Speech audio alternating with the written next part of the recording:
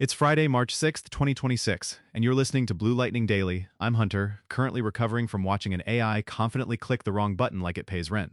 And I'm Riley. And yes, this whole episode was cooked up end to end by automation. Like, if your group chat became a factory line. Sometimes it's brilliant, sometimes it's cursed. We keep the cursed parts.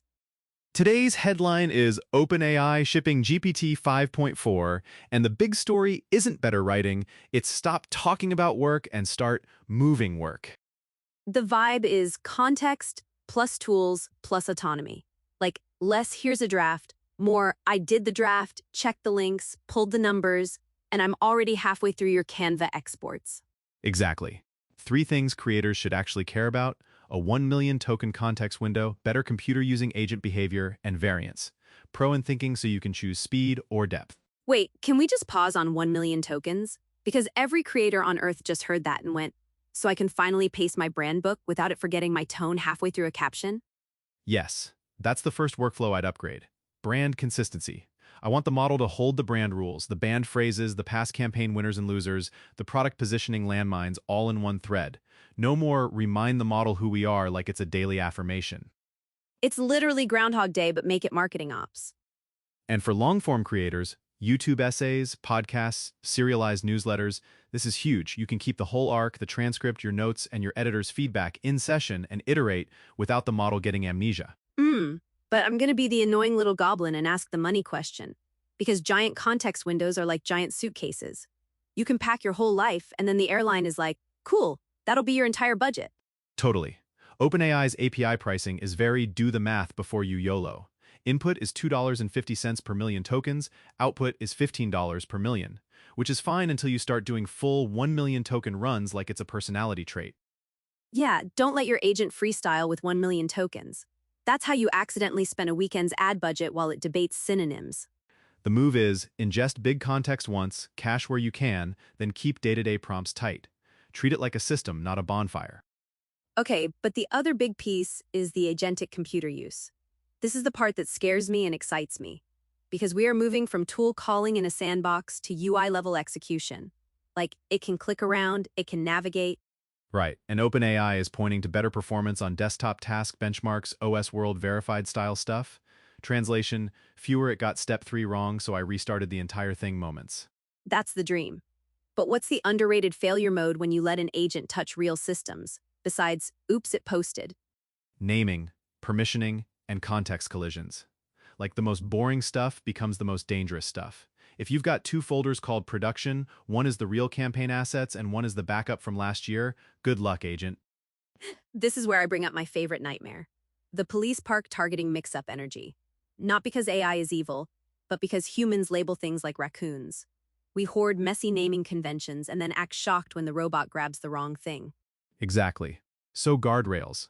For me, non-negotiables are read-only by default, confirmation steps before any publish or spend, and a very loud audit trail, like I want a receipt for every click.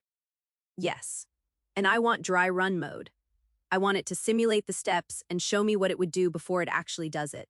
Also, scoped access. The agent doesn't need your whole Google Drive. It needs a project folder, a template library, and maybe analytics read access. Treat it like an intern with boundaries. An intern with boundaries, not an unlicensed intern with admin access. Because some of y'all are about to give a bot the keys to the brand Twitter account and then act surprised when it tweets like a haunted HR memo. Speaking of HR memos, can we talk about the AI interview trend for a second? Yes. Why are we automating hiring in the exact way that makes candidates feel like they're being interrogated by a toaster? It's such a weird trust move.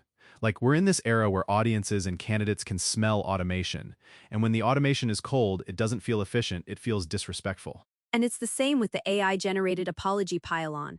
People don't hate apologies, they hate the vibe of this was generated.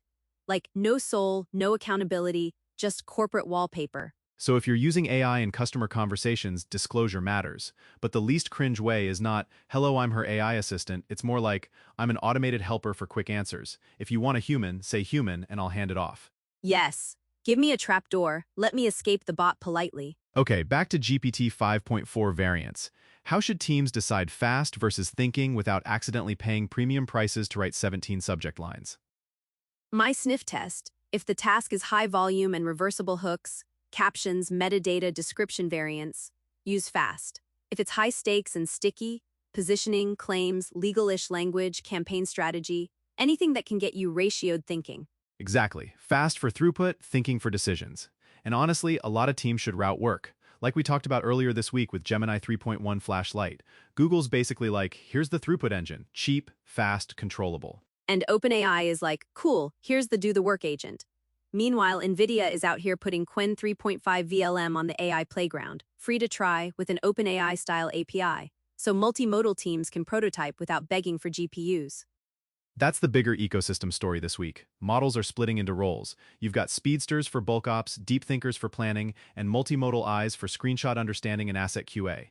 It's less one model to rule them all, more a whole production crew. Which is kind of the real creator takeaway. Stop treating AI like a magic pen. Start treating it like a pipeline. One model for flooding variants, one for strategy, one for QA, and maybe GPT 5.4 as the coordinator that can actually operate tools. And still, trust but verify. Because a computer-using agent is powerful, but it's also very confident with your mistakes. The most human thing an AI can do is be wrong with confidence. We love that for it. We do not love that for our ad account. So, 12-month prediction time.